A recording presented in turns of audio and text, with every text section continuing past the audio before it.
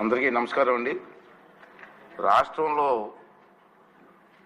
2019, 2024 మధ్య దయనీయంగా మారిన శాంతి భద్రత పరిస్థితిపై గౌరవ ముఖ్యమంత్రి గారు శ్రీ నారా చంద్రబాబు నాయుడు గారు శ్వేతపత్రం సమర్పిస్తారు.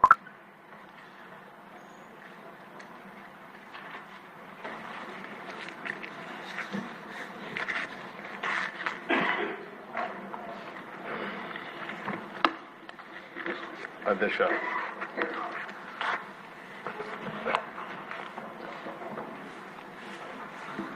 ఈరోజు అతి ముఖ్యమైనటువంటి సబ్జెక్ట్ నాగరిక ప్రపంచంలో లా అండ్ ఆర్డర్కి చాలా ప్రాధాన్యత ఉంది. ప్రజాస్వామ్యంలో ఏ ప్రభుత్వమైనా మొట్టమొదటిగా చేయాల్సిన పని ప్రజల ప్రాణాలకి, ప్రజల ఆస్తులకి, అదే మరిగా ఆడబిడ్డల రక్షణకి భరోసా ఇవ్వాల్సిన బాధ్యత ఉంది. ఒకసారి ఇలాంటి ప్రజాస్వామ్యంలో కూడా, ఇలాంటి నాగరిక ప్రపంచంలో కూడా ఇంత అనాగరికంగా చేయగలుగుతామనేది చాలా బాధాకరం.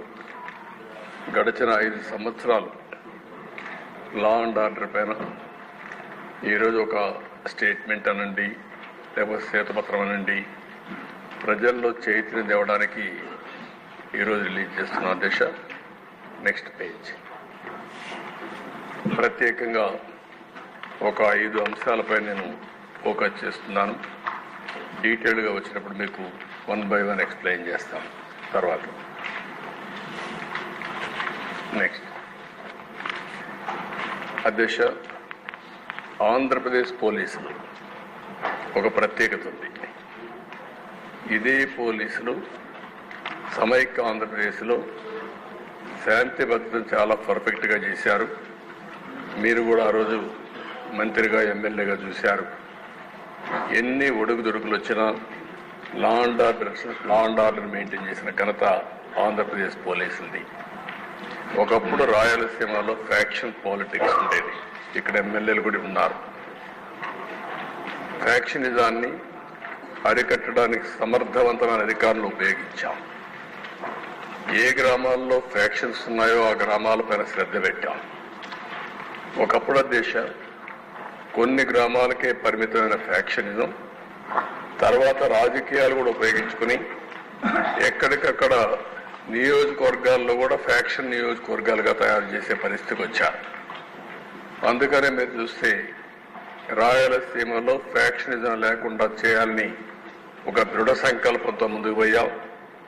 ఈరోజు ఈ హౌస్ ద్వారా రాష్ట్ర ప్రజానికాన్ని గుర్తు చేస్తున్నా, మా ఎమ్మెల్యేని, సీనియర్ నాయకుల్ని 2 అరెస్ట్ చేసిన తర్వాత మిగిలిన వాళ్ళని కూడా అరెస్ట్ చేసి రాయలసీమలో ఈరోజు ఫ్యాక్షనిజం లేకుండా పోయిందంటే దానికి కారణం తెలుగుదేశం పార్టీ అనే విషయం అందరూ. దానివల్ల అధ్యక్ష ఈరోజు ఆ ప్రాంతంలో ఎక్కువ అభివృద్ధి జరిగే అవకాశం వస్తుంది. భవిష్యత్తులో ఇంకా ఎక్కువ అభివృద్ధి జరిగే అవకాశం ఉంటుంది. రెండవ అధ్యక్ష, ఇంకో పక్కన మీరు చూస్తే హైదరాబాద్ అందరికి ఒక ఐడియా ఉంది. 6 నెలలు కర్ఫ్యూ ఉండే నగరం హైదరాబాద్. ఆ రోజు ఒక్కొక్కసారి కర్ఫ్యూ 20 రోజులు, 30 రోజులు నిత్యావసర వస్తువులు కూడా దొరకకుండా కర్ఫ్యూ పెట్టిన పరిస్థితులు ఉన్నాయి. అలాంటి నగరంలో మత ఘర్షణల పైన చాలా క్లియర్గా ఒక నిర్ణయం చేసుకొని ముందుకు పోయాం.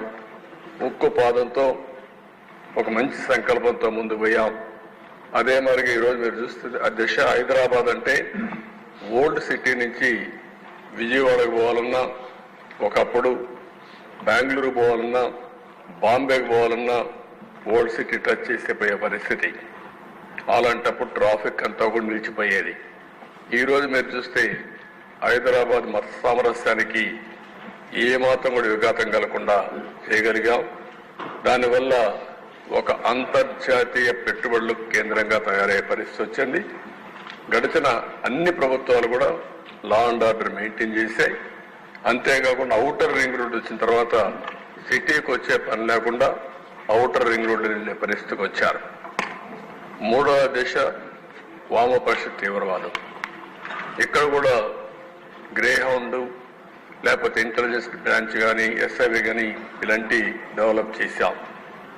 ఆ రోజు సిద్ధాంతపరంగా ఆలోచించిన తెలుగుదేశం పార్టీ ఏదైతే పేదరిక నిర్మూలన జరగాలి, కానీ ఈ ఏదైతే వామపక్ష తీవ్రవాదం ఉందో, వైలెన్స్ ఉందో ఈ నాగరిక ప్రపంచంలో మంచిది కాదని ముందుకు పోయాం. అయితే ఆ రోజు నా మీద దాడి చేసిన ప్రజల కోసం నేను ఏమాత్రం భయపడకుండా ముందుకు పోయానని కూడా ఈ సందర్భంగా మీకు తెలియజేస్తున్నా. ఆంధ్ర రాష్ట్రంలో చాలా వరకు నియంత్రణ చేయగలిగాం. రౌడీజం అధ్యక్ష ఈరోజు మనం చూస్తున్న రాష్ట్రంలో ఎక్కడ చూసినా రౌడీలు తయారయ్యే పరిస్థితికి వచ్చారు. ఆ రోజు నుంచి మీరు చూస్తే రౌడీ అనేవాడు లేకుండా ఆ పేరు వినపడేదానికి భయపడే పరిస్థితి తీసుకొచ్చాం. పీడీ యాక్ట్ ఉపయోగించాం, రౌడీల పైన ఉక్కుపాదం మోపాం, మొత్తం లా అండ్ ఆర్డర్ మెయింటైన్ చేశాం. అది తర్వాత వచ్చిన ప్రభుత్వాలు కూడా కొనసాగించే పరిస్థితికి వచ్చారు. అది శుభ పరిణామం అని చెప్పి కూడా నేను మీకు తెలియజేస్తున్నాను. నెక్స్ట్ తర్వాత దిశ 14-19 మర్డర్స్ 15% తగ్గాయి, రైటింగ్ 51% తగ్గాయి, కిడ్నాపింగ్ అబ్డక్షన్స్ 16% తగ్గాయి. అదే మరి హర్ట్ అయితే 18,048 నుంచి 16,018 తగ్గాయి, 11% తగ్గింది. అసాల్ట్ 20% తగ్గాయి, రాబరీ దొంగతనాలు 25% తగ్గాయి. దీనివల్ల ప్రభుత్వ చర్యల వల్ల ప్రజల్లో ఒక భద్రత వెలిగింది, ప్రతి ఒక్కరు కూడా నమ్మకం వచ్చింది, మేము సేఫ్గా ఉంటామనే పరిస్థితి వచ్చింది. ఆ విధంగా లా అండ్ ఆర్డర్ మెయింటైన్ చేశాం. నెక్స్ట్ ఇక్కడ దిశ చేయగలిగామంటే సాంకేతిక సదుపాయాలు బాగా ఉపయోగించుకున్నాం. ఇప్పుడు డీజీపీ ఆఫీస్ ఉంది, ఒక మోడర్న్ ఆఫీస్ ఆ రోజు తెలుగుదేశం ప్రభుత్వంలో కట్టింది. ఇంకో పక్క సీసీటీవీ కెమెరాలు కొన్ని వేల కెమెరాలు అన్ని జంక్షన్లో పెట్టాం. 14,770 కెమెరాలు పెట్టి నేరాలు జరగక మునిపే ఒకవేళ నేరం జరిగినా పట్టుకునే వ్యవస్థకు శ్రీకారం చుట్టాం. బాడీ ఓర్న్ కెమెరాస్ పోలీసుల బాధ్యతగా ఉండాలని బాడీ ఓర్న్ కెమెరా పెట్టి బయట పోయినప్పుడు అవతల వాళ్ళతో మాట్లాడినప్పుడు వీళ్ళు మాట్లాడే విషయాలు వాళ్ళు మాట్లాడే విషయాలు రికార్డ్ అయి అవి నేరుగా కంట్రోల్ రూమ్కి వచ్చేటివి. అంటే ఎవ్వరు కూడా పౌరుషంగా మాట్లాడము, థర్డ్ డిగ్రీ ఈ ప్లింతీ లాంగ్వేజ్ మాట్లాడము అటు ప్రజలు కానీ రౌడీలు కానీ పోలీసులు కానీ సక్రమంగా పనిచేయడానికి పెట్టాం. ఇంకో పక్క లాక్డ్ హౌస్ మానిటరింగ్ సిస్టమ్, ఎవరన్నా ఇంట్లో నుంచి బయట పోతే ఆ సిస్టమ్ పంపించి పెట్టి ఎవరన్నా ఇంటికి దొంగలు వస్తే పోలీసులకు ఇమ్మీడియట్ ఇన్ఫర్మేషన్ పోయే పరిస్థితికి వచ్చింది. వాళ్ళు ఇల్లు వదిలిపెట్టే పోయే లోపలనే పోలీసులు వచ్చి యాక్షన్ తీసుకునే పరిస్థితికి వచ్చాం. Mobile command and control centres పెట్టాం. ఎక్కడన్నా పెద్ద పెద్ద మీటింగ్లు జరిగితే దాన్ని మానిటరింగ్ చేయడం కోసం ఇవి కూడా కంట్రోల్ సెంటర్స్ పెట్టాం. Automated finger print identification system తీసుకొచ్చాం. దీనివల్ల కూడా ఇలాంటివన్నీ పెట్టి ఎవరైనా దొంగతనం చేయాలన్నా, ఎవరైనా నేరాలు చేయాలన్నా, ఏ మాత్రం చేయాలన్నా ముందుగానే పట్టుకునే పటిష్టమైన సిస్టమ్ తీసుకొచ్చి ఈ టెక్నాలజీ కూడా పెద్ద ఎత్తున వినియోగించాం. నెక్స్ట్ అధ్యక్ష 19-24 అందరూ ఎక్కువ ఉండే వాళ్ళకి అందరికి కూడా మనం అందరం గుర్తుపెట్టుకోవాల్సింది అది ఒక చీకటి పాలన. ఎమర్జెన్సీలో కూడా ఏ కొద్ది మందో సఫర్ అయి ఉంటారేమో కానీ మానసికంగా శారీరకంగా మనో బాధలను అనుభవించి చాలా ఇదయ్యారు. ఇది మనం చూస్తే స్టేట్ టెర్రరిజం, ప్రజాస్వామ్య పునాదులపై దాడులు, కొందరు పోలీసు అధికారులు అడ్డబెట్టుకుని ప్రజాస్వామ్యానికి పునాదులైనటువంటి శాసనసభ, కార్యనిర్వాహక సభ, న్యాయ మీడియా విభాగాలపై దాడి చేశారు. ఇదే హౌస్లో నేనున్నాను. వాళ్ళు చేసినటువంటి దౌర్జన్యాలు కానీ గౌరవ సభ్యులపైన దాడులు కానీ కడాన దిశ ఎన్ని విధాల మాట్లాడాలో మానసికంగా వేధిస్తే ఇదే హౌస్ నుంచి నేను బయట వెళ్ళాను. ఆ రోజే నేను చెప్పాను, మళ్ళీ హౌస్ని గౌరవ సభ చేసిన తర్వాతనే అడుగు పెడతానన్నా. ప్రజలు సాధించారు. మళ్ళీ ఒక విక్టోరియస్ హిస్టారికల్ విక్టరీతో ఈ హౌస్కి వచ్చాం. అధ్యక్ష, ఆ రోజు నేను చూశాను, కౌన్సిల్లో బిల్లు వెళ్ళింది, రాజధాని 3 రాజధానుల బిల్లు వెళ్ళింది. కౌన్సిల్లో బిల్లు వెళితే ఎంత దుర్మార్గంగా ప్రవర్తించారంటే, కౌన్సిల్ చైర్మన్ పనిచేయకుండా చేసి గొడవలు చేస్తా ఉంటే నేను విజిటర్స్ గ్యాలరీలో కూర్చొని ధైర్యాన్ని ఇవ్వడానికి అక్కడ సభ్యులకు వెళ్లే పరిస్థితి తీసుకొచ్చారు. అంటే ప్రజాస్వామ్యం ఎంత అపహాస్యమైందో దాన్ని బట్టి మనకు అర్థమవుతుంది. ఇంకో పక్క దిశ, ప్రభుత్వ కక్ష సాధింపు చర్యలకు ఆయుధంగా పోలీసులు మారిపోయారు. వైసీపీ నేతలతో కుమ్ముక్కై పోలీసులు నిబంధనల్ని ఎక్కడికక్కడ ఉల్లంఘించి యథేచ్ఛగా ముందుకు పోయే పరిస్థితికి వచ్చారు. ఎంత దుర్మార్గం అంటే, ఎవరైనా వీళ్ళు చెప్పినట్టు వినకపోతే పోస్టింగ్స్ ఉండవు. ఇంకా ఎవరైనా సరే విభేదిస్తే వాళ్ళకు విఆర్ పెడతారు. విఆర్ అనే కొందికి జీతాలు రావు. 3 నెలలు, 6 నెలలు, సంవత్సరం, 5 ఏళ్ళు విఆర్లో ఉన్న అధికారులు ఉన్నారు. అంటే 5 ఏళ్ళు జీతాలు రావు ఇంకోళ్ళకు. ఇలాంటి వేధింపులు చేసి ఏ విధంగా నయానా భయానా అన్ని ప్రయోగాలు చేసి పోలీసు వ్యవస్థని పూర్తిగా విధ్వంసం చేసే పరిస్థితికి వచ్చారు. నెక్స్ట్ అధ్యక్ష, రాజకీయ పార్టీలు, ప్రజాస్వామ్యానికి పునాది రాజకీయ పార్టీలు, ఆ రాజకీయ పార్టీ నాయకులు. చిన్న పార్టీని కూడా ఎప్పుడైనా సరే విమర్శించాలన్నా, దాడి చేయాలన్నా భయపడేవాడు. అలాంటిది దేశ నా జీవితంలో నా మీద ఎవరు కేసులు పెట్టలేదు, కానీ ఈ 5 ఏళ్లలో 17 కేసులు పెట్టారు. నా 17 ఇంకా కూడా ఉన్నాయి, కొన్ని 17 కేసులు పెట్టారు. ఇంకొక పక్క ఒక కేసు అయితే నా మీద తెలంగాణ సమైక్య ఆంధ్రప్రదేశ్ ఉన్నప్పుడు బాబ్లీ విషయంలో మేము పోయినప్పుడు ఒక కేసు పెట్టారు తప్ప, అది కూడా పబ్లిక్ కోసం పోయినప్పుడు ఎక్కడ నాకు చిన్నప్పటి నుంచి కేసులు లేవు. కానీ వీళ్ళు వస్తానే 17 కేసులు పెట్టే పరిస్థితికి, చీటికి మాటికి కేసులు పెట్టే పరిస్థితికి వచ్చారు. జెడ్ కేటగిరీ ఉంటే మా ఇంటి పైన డ్రోన్ ఎగరేస్తారు. ఎల్జీ పాలిమర్ గ్యాస్ లీకేజ్ పోవాలంటే విశాఖపట్నాన్ని తిరిగి పంపిస్తారు. చలో ఆత్మకూరు పోవాలంటే ఇంటికి గేటుకు తాళ్లు కట్టి నిర్బంధిస్తారు. ఎక్కడా నన్ను కదలనీయకుండా చేశారు. ఇకపోతే పవన్ కళ్యాణ్ గారు, ఆయన మీద 7 కేసులు పెట్టారు.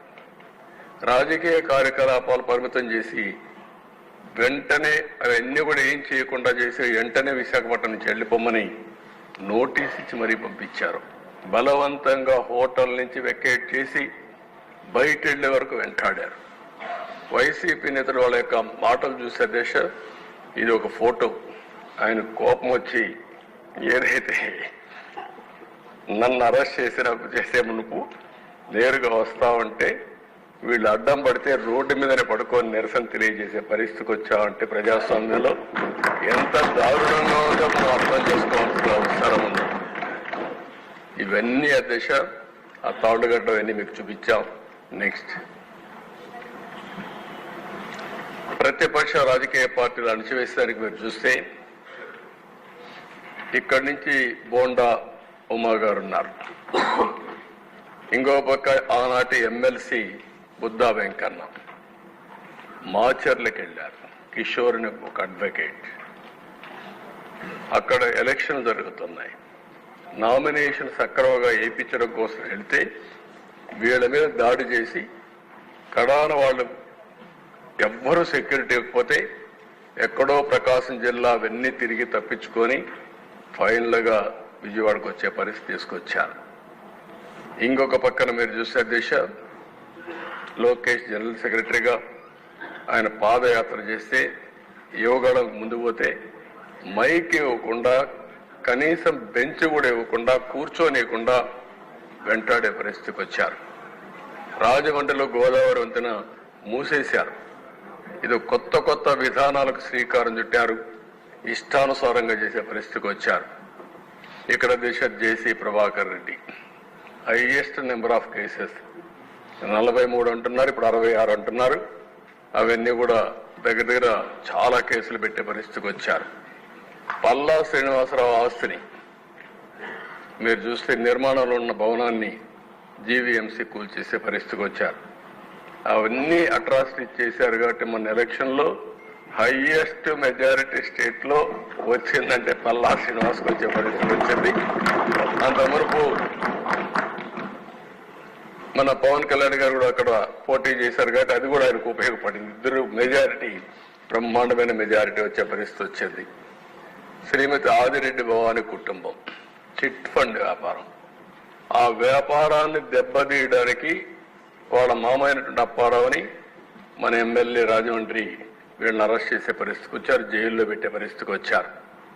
పత్తిపాటి పుల్లారావు ఎన్నికల్లో అడ్డంకులు సృష్టించడం కోసం ల్యాండ్ పోలింగ్ కింద ఒక ఇది ఉంటుంది దాని చేసి కొడుకును అరెస్ట్ చేసే పరిస్థితికి వచ్చారు.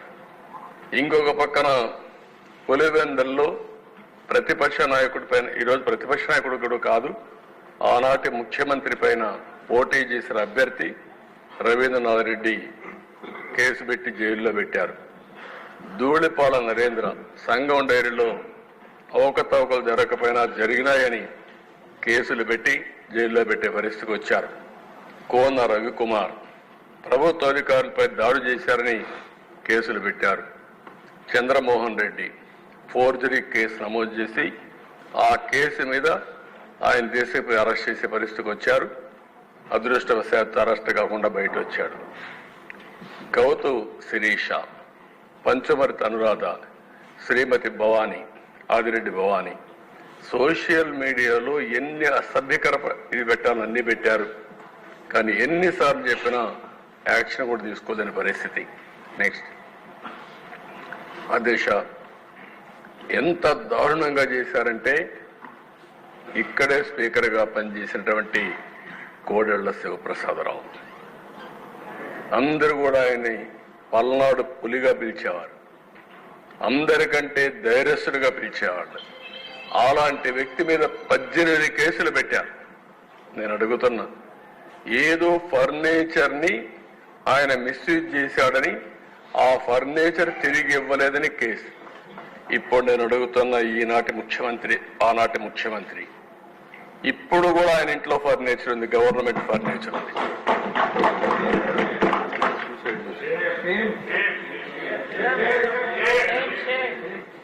అంటే కనీస సాంప్రదాయం వెంటాడి కేసులు పెట్టి కడాన నేను ఇంకా బ్రతకలేని ఈ అవమానంతో ఆత్మహత్య చేసుకున్నాడు కోడెళ్ల శివప్రసాదరావు. ఇది ఈ నాగరిక ప్రపంచం. నేను చాలాసార్లు ఇక్కడ మంత్రులుగా ఉన్నాం, నేను కూడా ఎప్పటి నుంచో చూశాను. ఫర్నిచర్ అనేది చాలా చిన్న విషయం. ఒకవేళ ఏదైనా ఫర్నిచర్ ఉంటే సెటిల్ చేస్తారు, నామినల్ ఎక్స్పెండిచర్ వేసి వాళ్ళు కావాలంటే తీసుకుంటారు, లేకపోతే మనం గవర్నమెంట్ బ్యాక్ తెచ్చుకుంటుంది. అలాంటివి చేశారు. వంగలపూడి అనిత అధ్యక్ష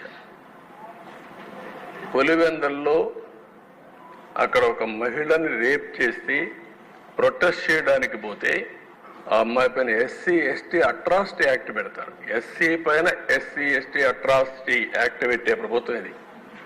ఇక్కడ ఇంకొక ఎమ్మెల్యే కూడా ఉన్నాడు, మన మడకసిర ఎమ్మెల్యే రాజు, ఆయన కూడా ఉన్నాడు ఆ కేసులో. అయ్యాను పాత్ర సరే అధ్యక్ష, మీ మీద ఎస్సీ ఎస్టీ అట్రాసిటీ యాక్ట్ పెట్టారు, కడాన అటెంప్ట్ రేపు కూడా కేసు పెట్టారు మీ మీద. ఏం చెప్పాలి అధ్యక్ష, ఉన్మాదానికి పరాకాష్ట ఇవన్నీ. You are the senior most leader of the state. మీ సీనియారిటీకైనా గౌరవించి ఉండాలి. ఈరోజు బుచ్చయ్య చౌదరి తర్వాత ఈ అసెంబ్లీలో సీనియర్ మోస్ట్ అంటే అది మీరే ఉన్నారంటే అది ప్రజలు మీ మీద పెట్టుకున్న నమ్మకం. దీనికి ఇన్ని సంవత్సరాలుగా మీ జీవితంలో మీరు ప్రవర్తించిన తీరు, మీ నడవడిక, అలాంటి వ్యక్తి పైన కేసులు పెట్టే పరిస్థితికి వచ్చారు. దేవినేని ఉమా. రిజర్వ్ అటవీ ప్రాంతంలో అక్రమ క్వారీయింగ్ జరిగిందంటే ఆయన పైన కేసులు పెట్టే పరిస్థితికి వచ్చారు. అశోక్ గజపతిరాజు, రామతీర్థం, వాళ్ళ పూర్వీకులు కట్టించిన టెంపుల్, రాముడి తల తీసేశారు. ఇదే అన్యాయం అని వస్తే ఆయన మీద కేసు పెడతారు. ఇంకా అచ్చెన్నాయుడు గారు, పోలీసులు, ఆనాటి పోలీసులు గోడ దూకి ఇంట్లోకి వెళ్ళి ఫైల్స్ ఆపరేషన్ చేసుకున్నాడు. ఫైల్స్ ఆపరేషన్ చేసుకున్న వ్యక్తిని 600 కిలోమీటర్లు తీసుకొచ్చారు నాన్ స్టాప్ గా. అంటే ఎంత ఇన్హ్యూమనో దీన్ని బట్టి మనకు అర్థమవుతుంది. దిశ పొంగూరు నారాయణ, ఆయనకి ఏం సంబంధం లేదు, ఆ కాలేజీ కూడా సంబంధం లేదు. ఆయనే ఫౌండర్ ఉండొచ్చు, ఇప్పుడు పెట్టాడు. క్వశ్చన్ పేపర్ లీక్ అయిందని దానికి సంబంధం లేని దానికి ఆయన కేసు పెట్టి మొత్తం రాత్రింబగుళ్ళు ఎక్కడెక్కడో హైదరాబాద్ లో ఉంటే ఆ దిశ ఉన్న పడంగా దొంగను పట్టుకొచ్చారు. దొంగను కూడా పట్టుకురావాలంటే కొంచెం జాగ్రత్తలు తీసుకుంటాం, కానీ అది కూడా లేకుండా కారులో పోతా ఉంటే కిడ్నాప్ చేసినట్టు కిడ్నాప్ చేసి తీసుకొచ్చి ఇష్టానుసారంగా దిప్పే పరిస్థితికి వచ్చారు. ఇంకా రఘురామకృష్ణరాజు, ఆయన విమర్శలు, ఆయన ఆ పార్టీలో ఉన్నాడు. ఆ రోజు ప్రజాస్వామ్యం ఎంత ఇది ఉందంటే ఆయన ఏదో ఒకటి విషయాల్లో డిఫర్ అయ్యాడని పోలీసులు అరెస్ట్ చేసి లాకప్లో చిత్రహింసలు పెట్టి కడాన్ ఆయన్ని ఎన్ని విధాలు చేయాలనో ఆ రోజు చెప్పేవారు. అదే చూడాలి, అవన్నీ కన్ఫర్మేషన్ రావాలి. కానీ ఆయన లాకప్లో పెట్టి కొడతా ఉంటే ఆనాటి ముఖ్యమంత్రి ఆ ఫోటోలో చూసి, వీడియో చూసి పైశాచిక ఆనందం పొందారంటే ఇంకేమన్నా అధ్యక్షతని, ఏం మనుషులు వీళ్ళు. అంటే ఒక ఎంపీని తర్వాత ఏదో ఆ రోజు సుప్రీంకోర్టు ఏదో ఆర్డర్ వచ్చింది, హైదరాబాద్ లో మిలిటరీ హాస్పిటల్ పంపించారు, వాళ్ళు కూడా ప్రూవ్ చేశారు. తర్వాత దిశ ఒక ఎంపీ 5 సంవత్సరాలు నియోజకవర్గానికి పోని ఎంపీ ఈ దేశంలో ఎవరన్నా ఉన్నారంటే అది కూడా ఒక రికార్డ్, రఘురామకృష్ణరాజు. ఎవరు ఉండరు అధ్యక్ష. అంటే ఒక ఎంపీకి సొంత నియోజకవర్గంలో కూడా సెక్యూరిటీ లేదు, ఎళ్ళలేడు.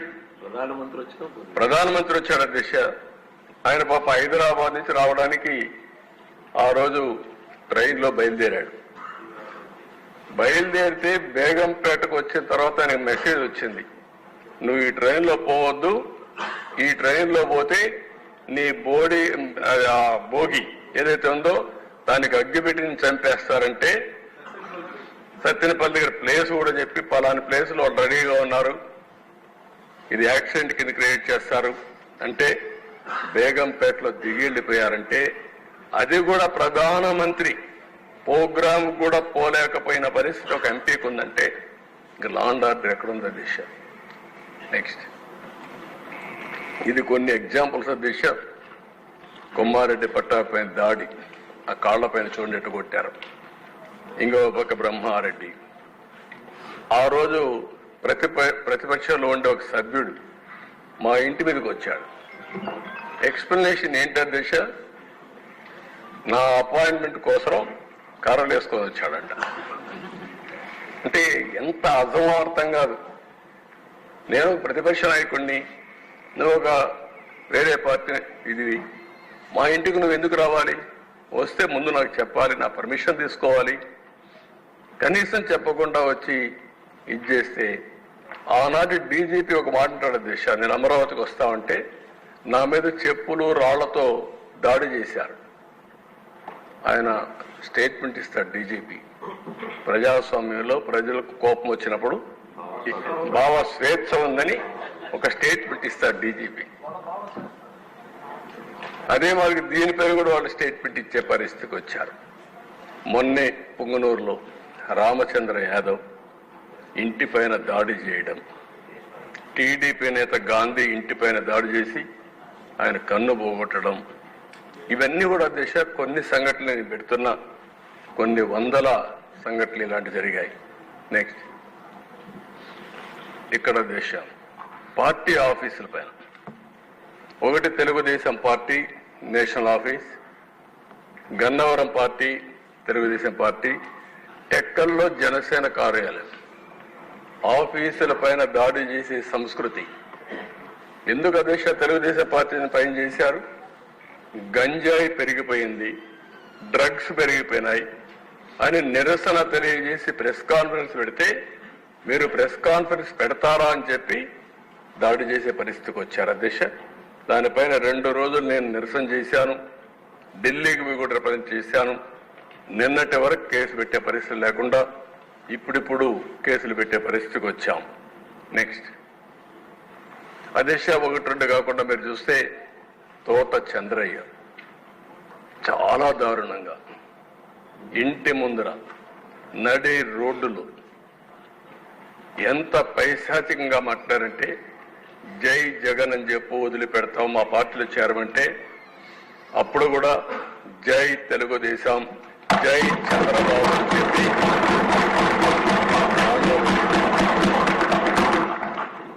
చాలా కర్కశంగా మెడ మీద కత్తి పెట్టి నరికేశారు. అయినా కూడా ప్రాణత్యాగం చేశాడు కానీ రాజీ పడలేదు. అలాంటి కార్యకర్తలు కూడా ఉన్నారంటే మనం గుర్తుపెట్టుకోవాలి. రాజకీయంలో మనం అందరం ఈ విలువలు కాపాడుకోగలిగామంటే అలాంటి కార్యకర్తలే కారణం. కంచర్ల జాలయ్యని టీడీపీ కార్యకర్తని పల్నాడులో దారుణంగా చంపేశారు. కడప జిల్లా ప్రొద్దుటూరులో నందం సుబ్బయ్య అవినీతి జరిగిందంటే ఆ సైట్ దగ్గరికి పోయి ఆయన ప్రెస్ కాన్ఫరెన్స్ చెప్తే అతను దారుణంగా ఆనాటి ఎమ్మెల్యే దాడి చేపించి చంపించే పరిస్థితికి వచ్చారు. ప్రకాశం జిల్లా సిద్ధవరంలో పి. మున్సి